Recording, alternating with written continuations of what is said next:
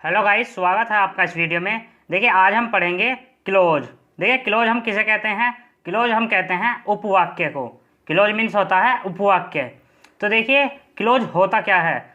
किसी सेंटेंस का वह भाग जिसमें एक सब्जेक्ट एवं एक फाइनाइट वर्ब होती है।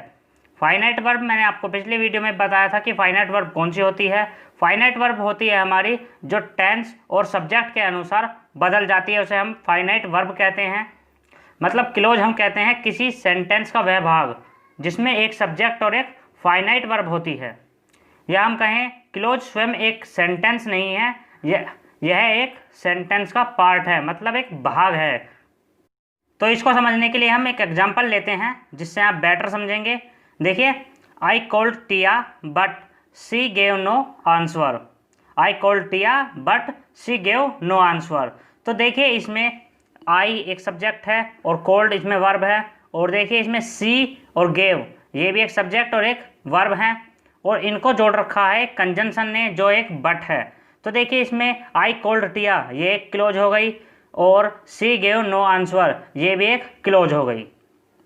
मतलब जिसमें एक सब्जेक्ट हो और एक वर्ब, उसे हम क्लोज कहते हैं। जैसे इसमें आई और कोल्ड एक सब्जेक्ट और एक वर्ब है, और इसमें सी और गेव ये एक सब्जेक्ट और एक वर्ब है। तो इसमें हमारी दो क्लोज हो गई।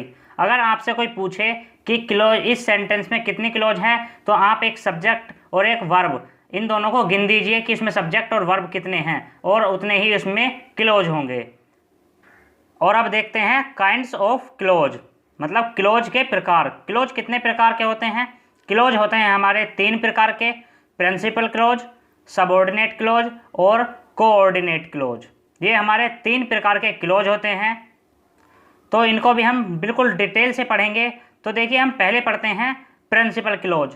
प्रिंसिपल क्लोज क्या होती है? एक मुख्य क्रिया होती है, मतलब मेन क्लोज, या हम कहें इंडिपेंडेंस क्लोज। मतलब जो क्लोज स्वतः पूर्ण अर्थ रखता है और किसी अन्य क्लोज पर आश्रित नहीं रहता है, उसे हम प्रिंसिपल क्लोज कहते हैं। या हम कहें स्वतंत्र क्लोज, मतलब इंडिपेंडेंट क्लोज हो, या हम कहें एक मेन क्लोज हो जो किसी पर आश्रित नहीं रहती है, निर्भर नहीं रहती है, उसे हम प्रिंसिपल क्लोज कहते हैं।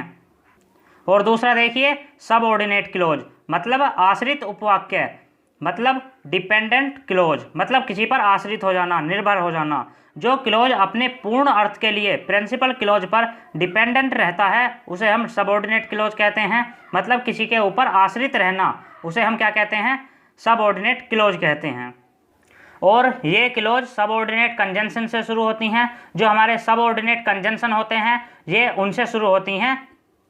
और ये सबऑर्डिनेट कंजंक्शन मैंने आपको पिछले वीडियो लेक्चर में भी पढ़ाए हैं कि ये कौन कौन से होते हैं, सबऑर्डिनेट कंजंक्शन कौन कौन से होते हैं। तो देखिए, ये कौन कौन से होते हैं, मैं आपको एक बार फिर याद दिला देना चाहता हूँ।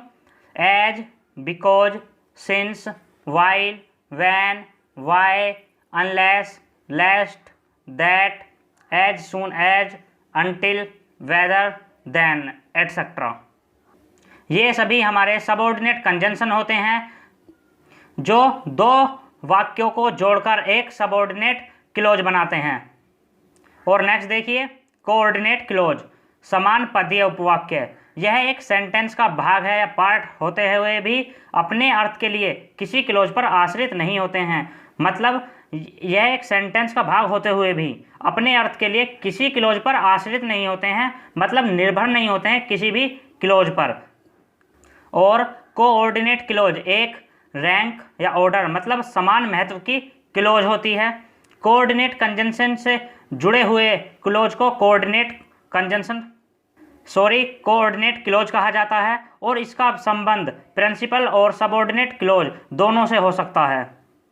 मतलब कोऑर्डिनेट कंजंक्शन से जुड़े हुए क्लोज को उसे हम क्या कहते हैं? कोऑर्डिनेट क्लोज कहते हैं। जो कोऑर्डिनेट कंजंक्शन से जुड़े होते हैं उसे हम कहते हैं कोऑर्डिनेट क्लोज।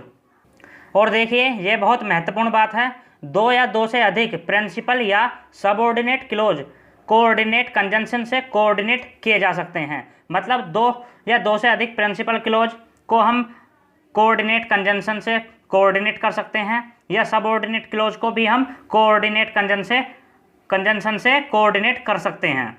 ये भी एक महत्वपूर्ण बात है। तो अब आप सोच रहे होंगे कि हमारे कोऑर्डिनेट कंजंक्शन कौन कौन से होते हैं। ये बात मैंने आपको पिछले वीडियो लेक्चर में बताई थी कि कोऑर्डिनेट कंजंक्शन कौन कौन से होते हैं। अगर आपने वो वीडियो नहीं देखी है तो डिस्क्रिप्शन में जाकर उसका लिंक आपको मिल जाएगा, उस वीडियो को भी आप ज़रूर देखें।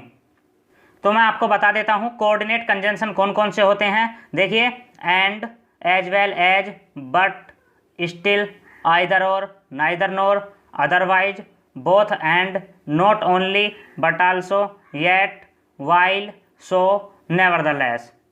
ये सभी हमारे कोऑर्डिनेट कंजंक्शन होते हैं जिनसे दो वाक्य को एक कोऑर्डिनेट कंजंक्शन से कोऑर्डिनेट क्लोज बनाया जाता है। तो इनको समझने के लिए हम कुछ एग्जांपल्स लेंगे जिससे आप बेटर समझेंगे। तो हमारा पहला एग्जांपल होता है I met the man who came yesterday. तो देखिए, इसमें आई मेट द मैन ये एक हमारी प्रिंसिपल क्लोज है जो किसी पर आश्रित नहीं होती है, और ये बाकी का वाक्य जो है हु केम यस्टरडे ये हमारी सबऑर्डिनेट क्लोज है जो कि एक सबऑर्डिनेट कंजंक्शन से जुड़ी है जो है हु। और नेक्स्ट देखिए, we know that he is not sincere in his duty.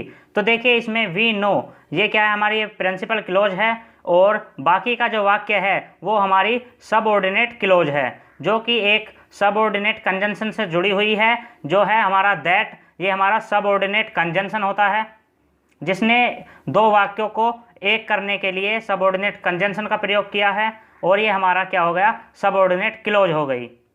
और नेक्स्ट वाक्य देखिए, this is the Oppo phone, this is the Oppo phone but I like Samsung phone.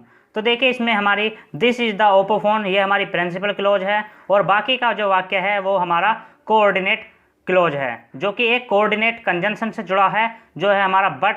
ये हमारा कोऑर्डिनेट कंजंक्शन है जिसने दो वाक्यों को जोड़कर एक कोऑर्डिनेट क्लोज को बनाया है। और नेक्स्ट देखिए, he took his lunch and went to market. तो देखिए, हमारा ही टुक हिज लंच ये हमारी प्रिंसिपल क्लोज है, और बाकी का वाक्य ये हमारा क्या है, कोऑर्डिनेट क्लोज है जो कोऑर्डिनेट कंजंक्शन से जुड़ी हुई है। जो हमारा एंड है ये हमारा कोऑर्डिनेट कंजंक्शन है। और अगला वाक्य देखिए, आज का हमारा लास्ट वाक्य है, लास्ट एग्जाम्पल है, he was guilty so he was punished. तो देखिए, इसमें ही वॉज गिल्टी ये हमारा क्या है, प्रिंसिपल क्लोज है, और बाकी का हमारा वाक्य कोऑर्डिनेट क्लोज है जो कि एक कोऑर्डिनेट कंजंक्शन से जुड़ी हुई है। जो हमारा सो है ये हमारा कोऑर्डिनेट कंजंक्शन है। तो मैं उम्मीद करता हूँ आपको क्लोज का टॉपिक आसानी से समझ में आया होगा। अगर आपको ये वीडियो पसंद आई है तो इसे लाइक ज़रूर कीजिए और अपने दोस्तों के साथ भी शेयर कीजिए जिससे इस वीडियो का फ़ायदा उनको भी हो। और मिलते हैं नेक्स्ट वीडियो में ऐसे ही कुछ कॉन्सेप्ट के साथ। तब तक के लिए विदा लूँगा। धन्यवाद।